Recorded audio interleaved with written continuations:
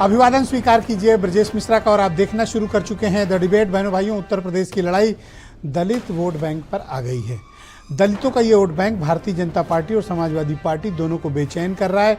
क्यों? क्योंकि बहुजन समाज पार्टी के कमजोर होते ही उसमें आए बिखराव का लाभ ये दोनों दल लेना चाहते हैं। क्या है इनकी रणनीति? आजकल इन दिनों दलितों पर इतना प्रेम और मेहरबानी पॉलिटिकली क्यों हो रही है? आज पूरी चर्चा इसी विषय पर। बहनों भाइयों, उत्तर प्रदेश में तकरीबन 20% से अधिक दलित आबादी है।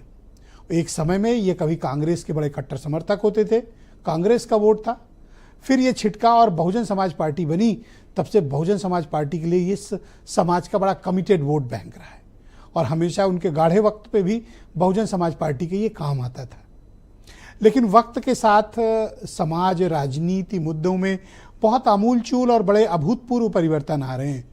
उस परिवर्तन का नतीजा ये है कि दलित समाज अब बड़ी तादाद में अब किसी एक पार्टी के लिए नहीं बल्कि एक बिखरा हुआ वोट बैंक है।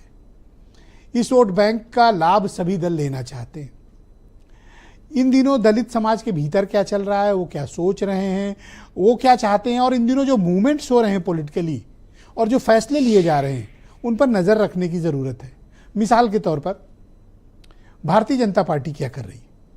इन दिनों आप अखबारों में, चैनलों पे खबर देखते होंगे कि बीजेपी का अगला प्रदेश अध्यक्ष, जो अखबार छापते हैं, मेरे पास कोई इनपुट नहीं, ऐसा अखबारों में मैंने पढ़ा है कि भारतीय जनता पार्टी के उत्तर प्रदेश यूनिट का अगला अध्यक्ष दलित समाज से होगा। क्यों होगा? ये मन में आपके प्रश्न रहना चाहिए। डिबेट में इसका जवाब मिलेगा, अभी नहीं दूंगा। डिबेट कंटिन्यूअस प्रोसेस में आपको वो पता चलेगा क्यों होना चाहिए या बीजेपी ऐसा क्यों सोच रही है। बीजेपी के टॉप थिंक टैंक के लोग क्यों सोच रहे हैं कि दलित कम्युनिटी से अगला प्रदेश अध्यक्ष बने? किसको बनाते हैं उनकी जिम्मेदारी, लेकिन हम आपको इस संभावना को तलाशेंगे। पॉइंट नंबर 2, इस वक्त 14 अप्रैल का दिन सभी पॉलिटिकल पार्टियों के लिए तीर्थ का दिन हो गया है। बाबा साहब की जयंती के लिए इस बार भारतीय जनता पार्टी ने कोई कोर कसर बाकी नहीं छोड़ी है। 14 अप्रैल की तैयारी वो ऐसे कर रहे हैं जैसे बीजेपी रामनवमी की तैयारी करती है। यानी बाबा साहब भी हैं, राम भी हैं और बीजेपी ने इसमें कोई कसर छोड़ी नहीं। क्यों नहीं छोड़ी? क्योंकि उसने 24 में देख लिया कि थोड़ा सा डाइवर्जन उसका हुआ तो एक बहुत बड़ा हिस्सा दलित समाज का निकलकर समाजवादी पार्टी और कांग्रेस में चला गया और उत्तर प्रदेश में जबरदस्त परिवर्तन है। बहनों भाइयों, ग्राउंड पर आपको जब राजनीतिक लड़ाई लड़नी होती है तो अपर कास्ट कम्युनिटी किसी को मोबिलाइज तो कर सकती है, लेकिन असली वोट बैंक दलितों और पिछड़ों के हाथ में, जो उत्तर प्रदेश की सत्ता की है। और ये बात ऊपर बैठे लोगों को भी पता है, सत्ता पक्ष हो या प्रतिपक्ष हो, उन्हें पता है कि एक्चुअल की कहां पर है, पिछड़े और दलितों के हाथ में। और उधर क्या है, मुसलमानों का भी एक कमिटेड वोट शेयर है जो उधर जुड़ता है, जो बीजेपी के खिलाफ होता है या बीजेपी से लड़ रहा होता है। टैक्टिकल वोटिंग है उनकी। तो अब बीजेपी को लगता है कि अगर उनका कोई भी फार्मूला दलित और पिछड़े पे फिट नहीं हुआ तो ये उनको बहुत नुकसान दे पाएगा। क्यों? क्योंकि अपोजिशन उत्तर प्रदेश में सिर्फ एक ही राग पे है, पीडीए पीडीए पीडीए। इस चीज ने पॉलिटिकली बीजेपी को अंडर प्रेशर रखा हुआ है। इसलिए ऐसा उम्मीद जताई जा रही है और ऐसी संभावनाएं प्रकट की जा रही है। अखबारों में इसलिए हेडलाइंस छप रही है कि अगला प्रदेश अध्यक्ष बीजेपी का दलित समाज से होगा, क्योंकि इतने बड़े समाज को लीडरशिप से इग्नोर नहीं किया जा सकता, क्योंकि ये कम्युनिटी 4 बार उत्तर प्रदेश में हुकूमत कर चुकी है। तो अब लीडरशिप में अपना शेयर तो मांगेंगे और अगर जो देगा उसकी तरफ आकर्षित भी होंगे, क्योंकि इन पे वो वाले कार्ड नहीं चलते, मंदिर मस्जिद, हिंदू मुसलमान, कम्युनलिज्म, ये सब उन पे चलता नहीं। उन पर असर उनकी लीडरशिप पर पड़ता है और उनकी हिस्सेदारी क्या है इस पे पड़ता है।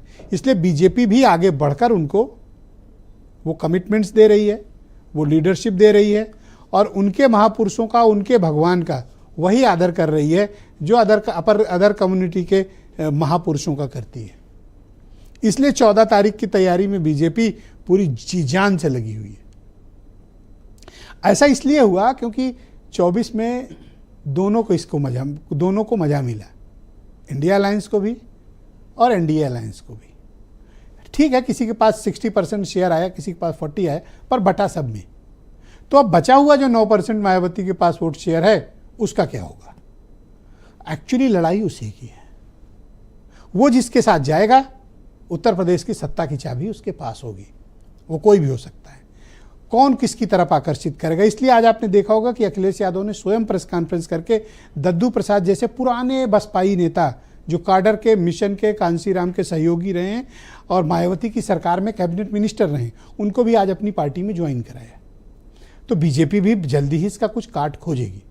इसलिए ये समझने की जरूरत है कि यूपी की सत्ता की चाबी जिनके हाथ में है, उनका पॉलिटिकल मूवमेंट क्या है, उनकी कम्युनिटी किधर जा रही है, क्या सोच रही है, क्योंकि इसी से तय होगा कि उत्तर प्रदेश का राजनीतिक भविष्य किन के हाथ में मजबूती से रहने वाला है। आज चर्चा हम इस विषय की बढ़ाएंगे। आप कुछ स्टेटमेंट सुने। हमारे सरकार की योजनाओं का सबसे ज़्यादा लाभ दलित, पिछड़े, वंचित, शोषितों को होता है। इस नाते हम कहेंगे कि आज जो पिछड़ा समाज है, दलित समाज है, वो भारतीय जनता पार्टी के साथ है। सपा और कांग्रेस कितना भी घड़ियाली आंसू बहा ले, दलित भारतीय जनता पार्टी के साथ रहेगा, उनके बहकावे में नहीं आने वाला। दलितों के ऊपर लगातार पूरे प्रदेश में जुल्म हो रहा है, उत्पीड़न हो रहा है, अन्याय हो रहा है, उनका दमन करने का काम हो रहा है। और समाजवादी पार्टी दलितों को उनका हक मिले, उनका अधिकार मिले, उनको सम्मान मिले, इसकी लड़ाई लड़ने का काम कर रही है। इसलिए पूरे प्रदेश के दलित जो हैं वो समाजवादी पार्टी में शामिल हो रहे हैं। दलितों का सबसे ज़्यादा प्रतिनिधित्व अगर किसी ने दिया है तो कांग्रेस ने दिया है। और कांग्रेस, जो दलित समाज है, वो कांग्रेस को अपना मानता है और अपने निश्चित तौर से उनके साथ जुड़ा रहता है। बाकी लोग जो कंपटीशन कर रहे हैं, मैं समझता हूँ कि वो कंपटीशन करते रहें। हमारे साथ दलित पूरी ताकत के साथ जुड़ रहा है और दलित हमारा शुरू से बेस रहा है और ये फिर बेस बनने हमारा जा रहा है। तो बहनों भाइयों, आज की इस परिचर्चा को आगे बढ़ाएंगे। संजय चौधरी उत्तर प्रदेश में भारतीय जनता पार्टी के प्रवक्ता हैं, फराज किदवई समाजवादी पार्टी के प्रवक्ता हैं, राजेंद्र गौतम बहुत ही जाने माने पत्रकार हैं, उमाशंकर पांडे उत्तर प्रदेश में कांग्रेस कमेटी के प्रवक्ता हैं, सतीश प्रकाश बहुजन समाज पार्टी के पूर्व राष्ट्रीय प्रवक्ता हैं और जाने माने चिंतक हैं, और doctor M H Khan political analyst ये भी हमारे साथ कार्यक्रम में मौजूद हैं। बहुत शुक्रिया और धन्यवाद आप सभी का इस कार्यक्रम में मेरे साथ शिरकत करने के लिए। संजय चौधरी जी, क्या ये अखबारों